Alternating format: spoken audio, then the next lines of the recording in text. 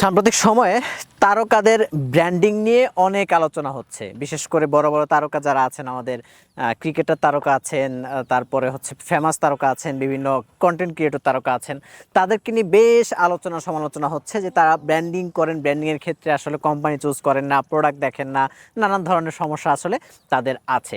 এছাড়াও যারা হচ্ছে একটু যারা মানুষের কাছে পরিচিত, একটু ফেমাস টাইপের, তারা বিভিন্ন প্রোডাক্ট বের করে কিন্তু আলোচনা সমালোচনা জন্ম দিচ্ছেন এবং হচ্ছে সেগুলো নিয়ে। এই ক্ষেত্রে একটু বলে নিতে চাই, যেহেতু আগে থেকেই এই কন্টেন্ট ক্রিয়েশনের আগে কিন্তু আমার বিজ্ঞাপনের কাজ বেশি করা, যেহেতু বিভিন্ন বিজ্ঞাপনে প্রেজেন্টার হিসেবে কাজ করেছি, আমি সবসময় একটা জিনিস খেয়াল করতাম, আমি যে এই প্রোডাক্টটা সম্পর্কে বলবো, এই প্রোডাক্ট সম্পর্কে আসলে আমি বললে সেটা আমার সাথে যায় কিনা, এটা একটা বিষয়। আরেকটা বিষয় লক্ষ্য করতাম যে আমি যে মানুষকে বলবো এই প্রোডাক্টটা আসলে আমি গ্রহণ করতে পারি কিনা। এটা কিন্তু আমি একজন ছোটোখাটো হচ্ছে প্রেজেন্টার হিসেবে বা বিজ্ঞাপন মডেল হিসেবে বলতে পারেন, আমি কিন্তু এই জিনিসটা সবচাইতে বেশি গুরুত্ব দিয়েছি এবং খেয়াল রেখেছি। সেক্ষেত্রে দেখা গেছে যে এখনকার তারকারা আসলে এটা তারকাদের কাজ, তারকারা আসলে এটা হচ্ছে তারকাদের ইনকামের জায়গাটা।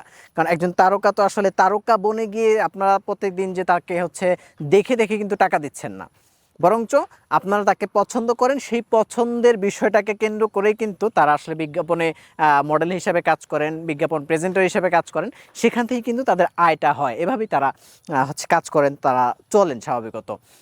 এটা কিন্তু তারা থামাতে পারবেন না। তবে আমার ক্ষেত্রে যেটা মনে হয় যে আসলেই প্রত্যেকটা তারকা যারা আসলে মানুষকে কোনো কিছু রিপ্রেজেন্ট করে মানুষের কাছে, তাদের এই জিনিসটা খেয়াল রাখা উচিত যে তারা আসলে কতটুকু সেই প্রোডাক্ট সম্পর্কে জানে এবং সেই প্রোডাক্টটা যাদেরকে হচ্ছে কেন্দ্র করে তিনি মার্কেটিং করছেন তাদের জন্য কতটুকু উপকারী হবে নাকি অপকারী হবে। এক্ষেত্রে তারা বিভিন্ন ব্যবস্থাপনা নিতে পারে, কোম্পানিগুলোর কাছে প্রোডাক্ট সোর্সিং চাইতে পারে, প্রোডাক্টের ভালো মন্দ দিকগুলো জানার বিষয়গুলো সেগুলো খোঁজ করতে পারে।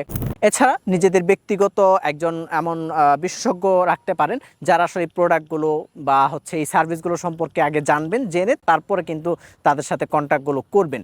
এই ক্ষেত্রগুলো যদি খেয়াল রাখা হয় তাহলে কিন্তু এই যে সমালোচনা হচ্ছে বা তারকারা আলোচিত হচ্ছেন, সমালোচিত হচ্ছেন, মানুষের অনেক সময় ঘৃণার পাত্র হয়ে যাচ্ছেন, এগুলো কিন্তু আর হওয়ার সম্ভাবনা থাকবে না।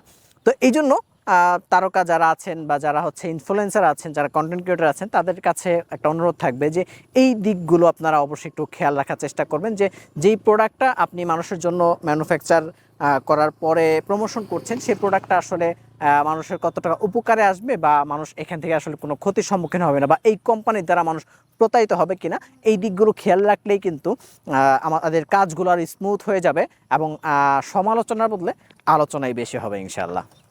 দেখা হবে পরবর্তী কোনো আলোচনায়, পরবর্তী কোনো ভিডিওতে। ততক্ষণ সাথে থাকার জন্য পেজটা লাইক করে রাখতে পারেন এবং ইউটিউব চ্যানেলটা সাবস্ক্রাইব করে বেল বাটনে ক্লিক করে রাখতে পারেন। দেখা হবে পরবর্তী কোনো আলোচনায়। আসসালামু আলাইকুম।